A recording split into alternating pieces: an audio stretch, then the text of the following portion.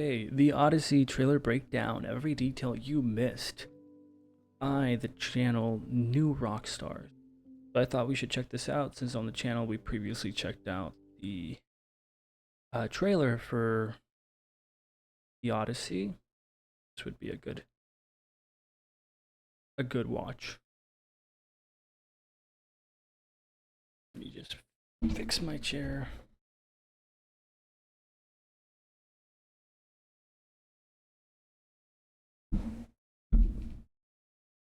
There we go.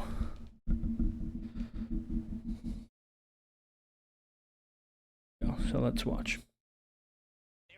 And this is a breakdown of the new trailer for Christopher Nolan's The Odyssey. Nolan went on The Late Show. Welcome back to New Rockstars. I'm Eric Voss, and this is a breakdown of the new trailer for Christopher Nolan's The Odyssey. Nolan went on The Late Show with Stephen Colbert on Monday night and shared this trailer and a ton of insights that made me even more excited for this film after I saw footage at CinemaCon. Whatever you know about the story of The Odyssey, this movie is doing... I'm not gonna lie, I was also excited for the trailer.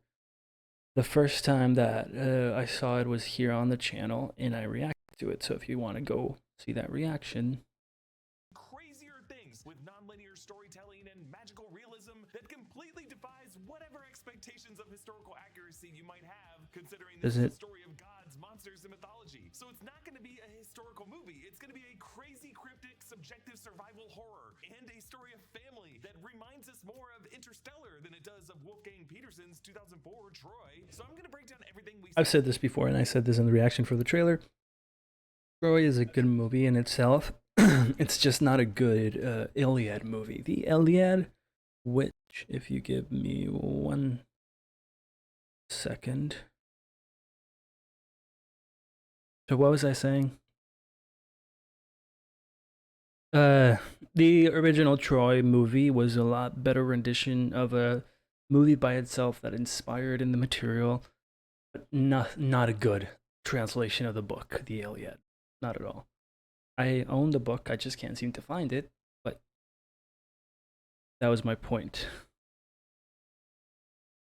Who and what everything is, and while my discussion will contain some spoilers for this nearly 3,000-year-old story, for anything that might be a big third act twist for people going into this movie completely blind, don't worry, I will save discussion of that stuff for the Isle of Spoilers at the end of this video. I love spoilers. Do you get it? That joke will be understood by nobody. The trailer opens with our hero, Odysseus, Matt Damon, floating alone on the wreckage of his ship in the sea. This is a shot that ended the July teaser that showed only in theaters in front of Jurassic World Rebirth. We hear the voice of Calypso, the nymph played by Charlize Theron, who says, "Tell me what you remember." And we see this stunning wide shot of Calypso dragging Odysseus up onto the shore of the island of Ogygia after Zeus wrecked Odysseus' fleet, and Odysseus alone survived a very close call with the whirlpool monster of Charybdis. This is going to be the beginning of a 7-year period that Odysseus spends with Calypso, as this nymph promises him immortality if he lives with her. This is the first... So they always promise you, but you only get suffering, pain and suffering. Movie ever that was shot 100% on IMAX film. So that means... Damn, that's a lot of film. This, like, shifting aspect ratio throughout the movie. I'm already guessing this movie's going to be 3 hours long, and it's going to look amazing, but the film is going to be like 2 miles long.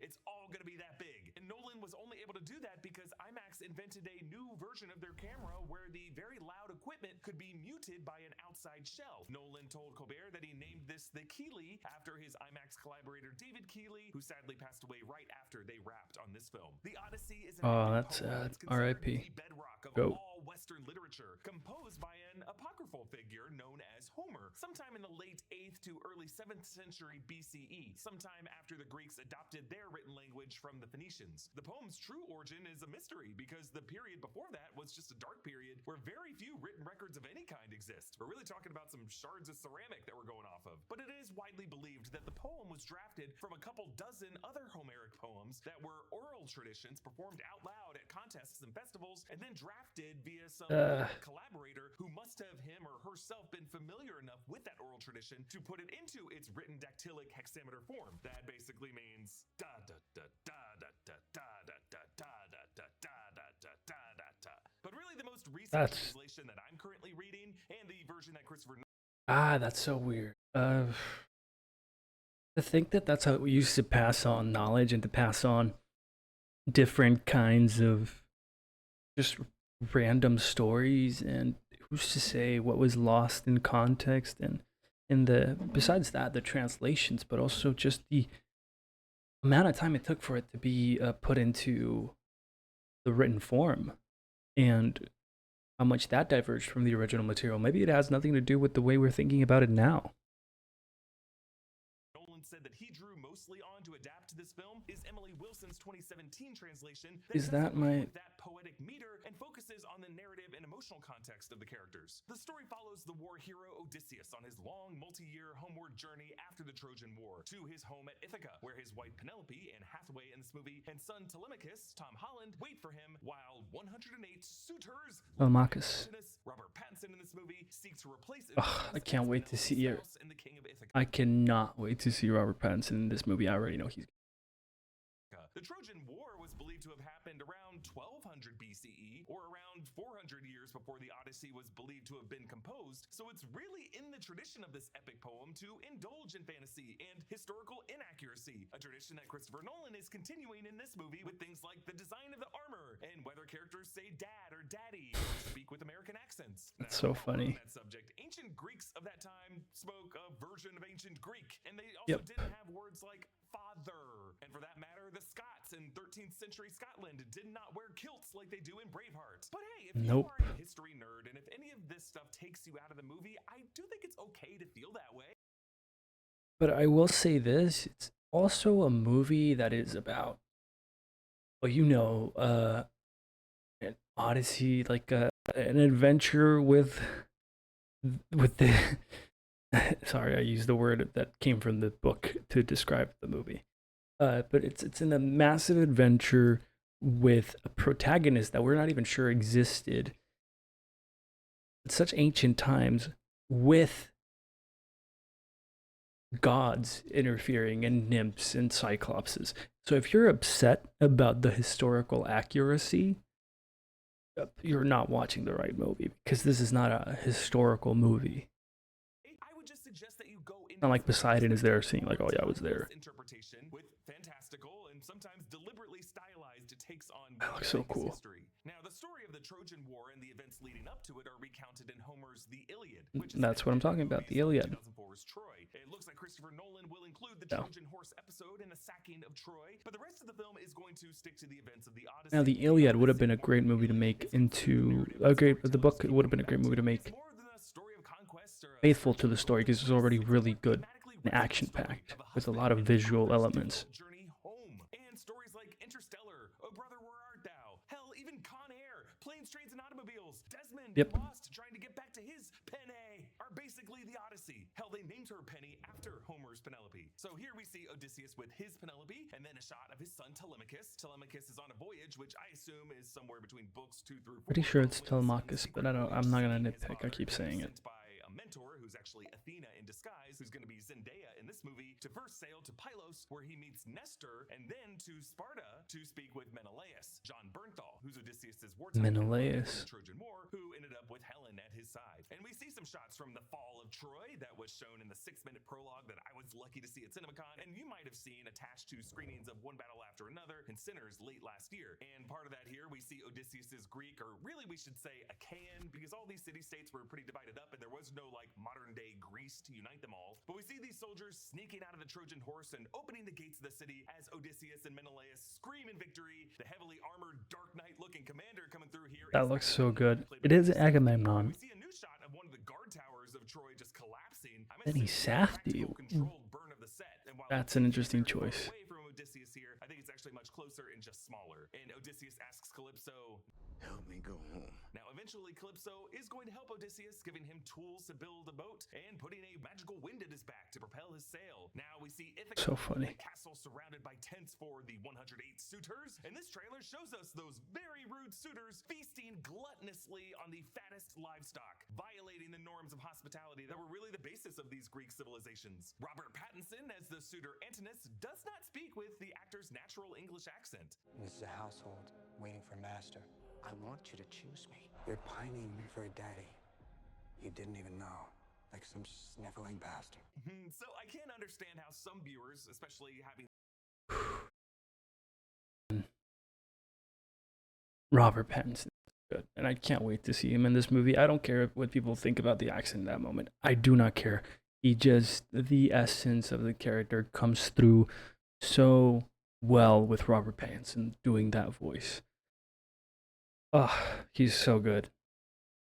like Troy would expect ancient Greek characters in movies like this to speak with English accents. But why would they? We're at least 2,000 of years before the Battle of Hastings and William the Conqueror. Ridley Scott, who directed period war movies like Gladiator and Gladiator 2 and Napoleon, defended this kind of choice to avoid accents, saying that in The Last Duel, there's no accents and the movie's better off for it. But what's interesting here is that Christopher Nolan directed all of these European actors, whatever their nationalities are, to speak in deliberately American accents. But maybe it's just my American bias speaking here, but I think there's just something dirty and craven about all of these suitors and travelers having American accents. It makes all the political intrigue and the desperation of these characters feel particularly timeless and universal. So then we see Penelope with her husband's beau. This is a very important part of the climax of this movie, so I will save it. That is probably the scene where, okay, I'm not going to spoil it if he's going to talk about it. The giant man-eating Cyclops in Book 9 of the Odyssey. He's played in this movie by Bill Irwin, the longtime performer of stage and screen, who also voiced Tars in Nolan's Interstellar. It looks like Nolan used some practical forced perspective shots and scale modeling to achieve Polyphemus's giant size. The background of his hand coming in through the cave was likely a separate set of a smaller scale model for Bill Irwin, while the soldiers in the foreground were clearly shot on a different set that was just keyed in over that background. Nolan said that he tried as many old school techniques as possible, learning from stop motion animators and filmmakers like Ray Harryhausen. But now we see Polyphemus leaning into the Give me all of that. one soldier like a rag doll, and look closely at that soldier's legs. The way they dangle and move suggests that this figurine's joints were designed to just be loose that way, or it might have been an animatronic. It's just a little unsettling. Now we see Telemachus sword training on a hillside overlooking Ithaca with Eumaeus, a sheep herder played by John Leguizamo. I knew it. I was not sure that it was when I was watching it, but I kept saying, is this Eumaeus, a sheep herder played by John Leguizamo. Yeah, I kept saying, is this John Leguizamo? Is this John Leguizamo? He looks like, I did not know he was in this movie. I am pleasantly surprised because he's a great actor, and he already looks like an incredible performance in this movie. Who will also play an important role in the third act climax of this movie. I mean, hey, the story of the Odyssey is as much Odysseus' story as it is Penelope's, because Penelope has to come up with all these cunning strategies to keep the suitors at bay with hope and deliberate emotional manipulation, while her true heart is longing for her real husband to come home. And it's also Telemachus' story, as this boyish son has to hustle to get stronger to defend his father's throne in his absence, and hurry to track down exactly what happened to his father. Now the trailer shows us the underworld of this movie. Yes, in Book 11, Odysseus participates in what's called the Nekia, or the consultation with the dead, where Circe tells him that he has to seek a prophecy from Tiresias. So he sails to the edge of the world, the land of the Cimmerians, and digs a pit and offers sacrifices, causing the spirits of the dead to rise up and speak with him. One of them is this figure. Who's looking after your wife and son? So this is Elliot Page, whom Christopher Nolan worked with in Inception. The audio effect they did on this character's voice gives it a deep undertone that I like the choice of. Very cool. Now it has not been confirmed, but I know it's going to be controversial, but I do like the choice of Elliot Page for that role in the movie, because he's talking to the dead, and Elliot Page has such a gaunt look to their face, where the hollowed out cheeks and very like protruding bone structure, low body fat. Really good for that specific character. I think it was a great choice, and they're a great actor. Widely suspected that Elliot Page is playing the Achilles of this movie. Yes, the epic Greek warrior played by Brad Pitt in Troy. But Achilles in the Odyssey is in a very different place in their metaphysical journey. Achilles in the underworld is not in his prime. He's the warrior's rotting spirit wasting away in the underworld, regretting having chosen short-term glory during his life over a long life of obscurity. Specifically, he tells Odysseus, quote, "I would rather be tied to the soil as a serf than be a king of all these dead and destroyed." So if Elliot Page is playing giant Achilles, I really love how dirty this soul is, as it reflects those desires to be tied to the soil as a serf. But also in the teaser in December, it looks like these souls literally burrow out of the ground like zombies. Very creepy, very cool. Now, the other figure Odysseus meets in this ritual says, Do you see? so this is Tiresias. Ray Fiennes. And I'm pretty sure he's being played here by James Oh. Reed, who played Secretary of War Henry Stimson in Oppenheimer. That's who that is. I thought it was Ray Fiennes when I first saw that. No, that's a great casting choice. And Dexter's ghost dad in Dexter. So this is going to be part of Tiresias' instructions on how to get back to Ithaca. And specifically, how you see is going to be important for a very specific challenge that requires good eyesight that Odysseus will have to do to prove himself in the end. Now, we have a pretty powerful combination of lines from two different scenes, starting with Telemachus telling this to Antinous. My dad is coming home. Bringing vengeance. Bringing it all. Yeah, and then ends with this exchange between Eumaeus and Odysseus that I have some theories on. But when he says bringing it all, Odysseus is saying that he's going to bring everything that he learned and went through on his multi-year journey as he prepares to retake his home. So this third act is going to be an insane series of callbacks to the 2 hours that led up to it. But initially, it looks like Odysseus is leading a legion of dead soldiers. I really can't wait for this movie. Kind of like Aragorn So leading perfect. the dead men of Dunharrow and Return of the King. But to be clear, anything that J.R.R. Tolkien wrote that echoes the Odyssey was inspired by Homer, not the other way around. True. Thanks to BetterHelp for sponsoring today's video. May is Mental Health Awareness Month. It's an opportunity. Remember to always subscribe to the original content. We are not a market substitute, and we will be watching this ad with just at 2x speed to respect the creator and their brand deal. If you want, you can go and I think they'll show like a code or something, but you can go and check it out. For us all to open up the conversation about mental health, and in doing so, break down the stigma that surrounds mental health care. When you're struggling, it's common to feel isolated, but with today's sponsor, BetterHelp, it's possible to have somebody with you who's trained to listen and help. For instance, let's say you're feeling burnt out. I've been there. I love that I've been able to build a life and career around being a nerd, but normally after summer movie season and Comic-Con, I feel like I spend months being fully on, and I'm just spent. I have nothing in reserve. And just getting through a normal day's worth of meetings and emails can be a struggle. My therapist has multiple times now reminded me to try to focus on the thing I'm doing right now, letting the past be the past, and admitting that I don't actually know what the future holds. It helps me pump the brakes and refocus. BetterHelp can help connect you with a therapist who's always with you by making therapy accessible wherever you are, whether online or through the app. You take a short quiz, then get matched with a licensed therapist quickly. You can communicate however you feel comfortable, phone, video, or text. If your therapist isn't a good fit for you, you can switch at any time with no additional cost. That said, 82% of BetterHelp clients recommend their therapist. Click the link in the description or go to BetterHelp.com/newrockstars to get 10%. There you go, BetterHelp.com/newrockstars.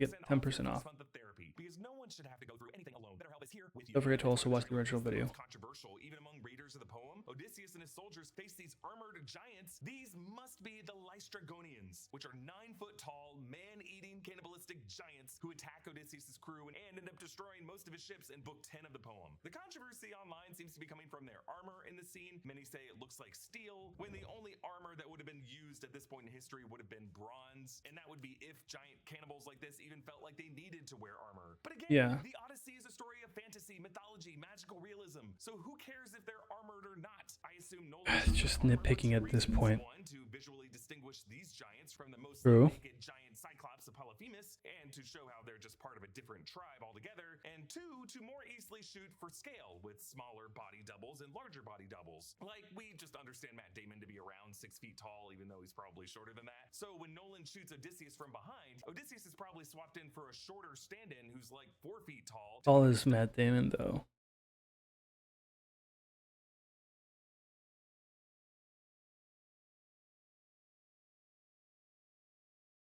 Matt Damon. I can't do it with it. I can't talk about Matt Damon without doing that voice.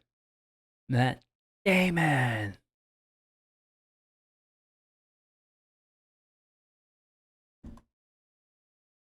What is his height?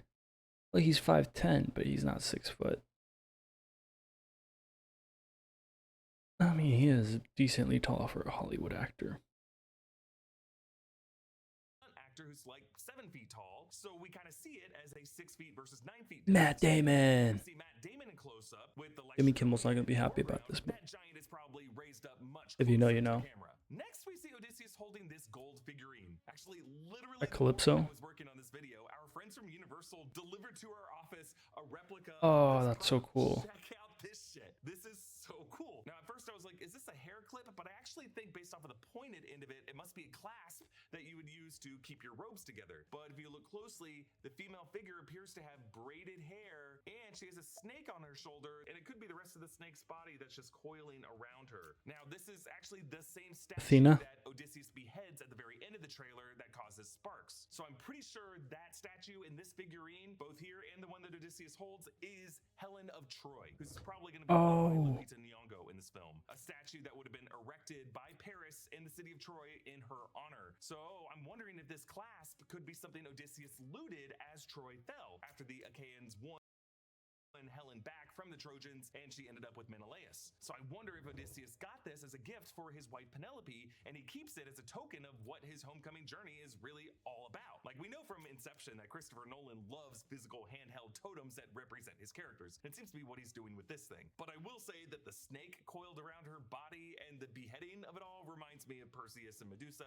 but I don't know if that's intentional. I'll come back to that shot though. Then after a shot of Telemachus's failed attempt to contest the suitors, we see this quick insert of Odysseus screaming as it looks like he's bound to the mast of a ship. Yeah, we should all know what this is. It's from book 12 of the poem. After the Odysseus harpies. has left Circe and he's sailing past the sirens. The creatures. Oh, the sirens. Oh, that's right, I forgot. On the rocky shores, Circe tells Odysseus to have his crew's ears plugged with beeswax as he tells them to tie him to the mast of the ship and not release him no matter what he says. And then when Odysseus hears the sirens song, he gets overwhelmed and he loses his mind for a bit. So I'm fascinated to know what Christopher Nolan is gonna make this song sound like. This is going to be an interesting role for Matt Damon. I want to see how good his acting chops are for this role. Will he win another Oscar? Surely some version of Anne Hathaway's Not for acting, he won it for writing. I think. For Good Will Hunting. Shows this puppy. This is Argus, a hunting dog Odysseus had before leaving for the Trojan War. So happy when I see dogs. By faking lunacy, sowing his fields with salt and hooking his cart to a donkey and an ox, animals with different strides, causing a zigzag. Only a lunatic would do that. But yes, this shot of puppy Argus and the later shot of the older dog is something that I'll dig more into in the Isle of Spoilers. There's a shot of Odysseus' soldiers fleeing on the beach, and if you look closely in the background, that is the Lystragonians chasing them. And then a different shot of a different giant chasing them from above the trees.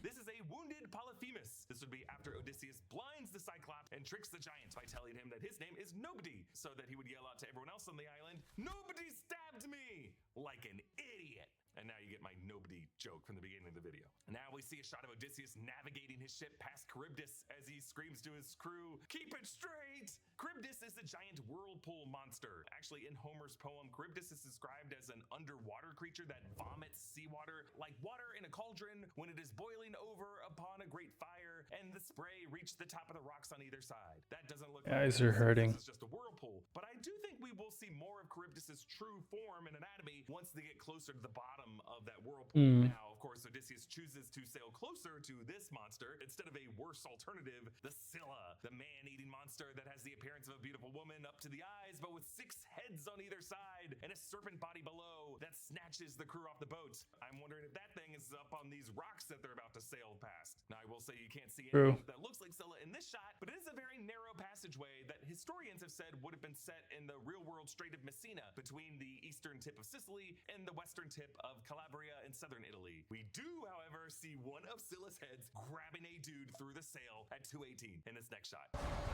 Whoa, looks so great. And then we go back to the sacking of Troy when Odysseus, whose armor was brought to him by Agamemnon's faction that storms in through the gates, now knocks over a fire lamp and decapitates his statue. Yes, the same figure as the golden clasp Odysseus carries later that I now have and you don't. But yeah, I'm pretty sure this is a statue of Helen of Troy that Paris would have raised in her honor. Remember, the Trojan War took 10 years, and that's plenty of time for Paris to build these gaudy, literal trophies of the trophy wife that he thinks he won. As for why Odysseus would cut its head off, well, in the Iliad, Odysseus kind of spends the whole time pissed and annoyed that he has to go to all this trouble over one woman and this stupid petty love triangle. So I think he would take out his frustration in this way. But I love the sparks that form. It's almost like defiling the statue might be a gesture of defiance against the gods that Zeus, the lightning lord, takes particular offense to. Now, Christopher Nolan wouldn't confirm to Stephen Colbert if the Greek gods would be in this movie because the gods did have no physical presence in 2004's Troy, but with playing such a disservice to that movie.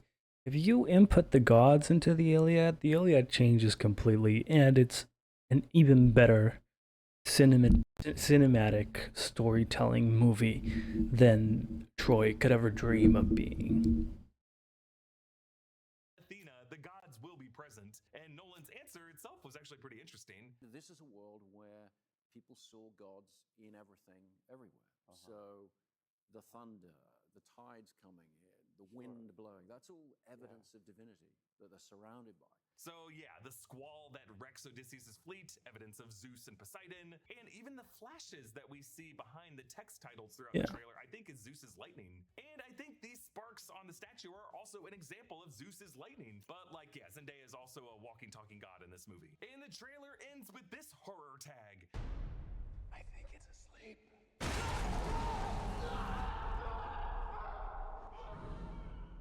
Yup, that's Polyphemus' hand grabbing the soldier that we see Bill Damn. Irwin holding in the other shot. By withholding how much of the monster we see and only seeing a giant hand grab him, it really helps sell the illusion later when we see Bill Irwin swapped in and holding whatever that doll is. And it ends the trailer on a very scary and also somewhat comedic place. So at the end of the day, this is going to be a very fun adventure. Now, Christopher Nolan is, of course, known for non-linear storytelling, and he actually told Colbert that that is something he's going to do in this movie. Well, the story's written in a non-linear way. It's the original kind of non-linear narrative. You start, kind of halfway through the story. Well, what we're jumping off from is the Ithaca. We start in Ithaca. Okay. We start with the Song of Odysseus. We start with this story. Everyone is sitting there going, okay, we know the Trojan War ended 10 years ago. Where is he? He hasn't come back. He left 20 years ago. And things are not altogether wonderful in his kingdom. But Homer's Odyssey also begins with Telemachus at Ithaca after the Trojan War has ended, so Nolan might just be saying he's going to begin in medias res that way. Or he could be suggesting that we're going to start with Odysseus washing up to Calypso, trying to repair a fractured memory over the course of 7 years. Or the movie could begin at Ithaca right before the final fight, as Odysseus recalls all of the new skills that he's learned and how he learned them. Really, from here, we should sail into the Isle of Spoilers. So these shots in the trailer of Odysseus saying he's Okay, so at this point, I'm going to say this. If you guys have never read the Odyssey, please don't keep watching, or watch and just turn the volume off so I can get the view. But let's see what he gets into. He's gonna bring it all, are him back at Ithaca, disguising himself as an old beggar that none of the suitors recognize. One of the saddest moments of this movie is gonna be when Odysseus reunites with his old dog Argos, a dog who has been neglected, and Odysseus finds his dog on piles of manure, immobile, infested with fleas. But when the dog sees Odysseus, he immediately recognizes his old master, and he drops his ears and wags his tail, and Odysseus is even hesitant to give himself away by even petting the dog, but just the sight of his old master back home again allows the dog to die.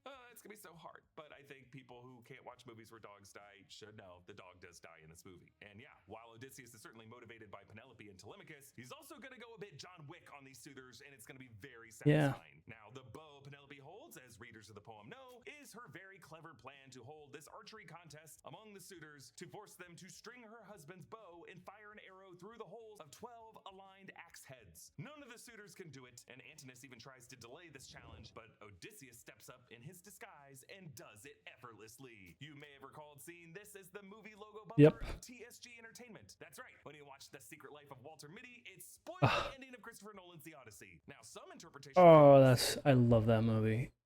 If I can ever recommend a movie more to anybody, it's always going to be The Secret Life of Walter Mitty. That's a fantastic movie. That's an amazing watch. Really enjoyed it.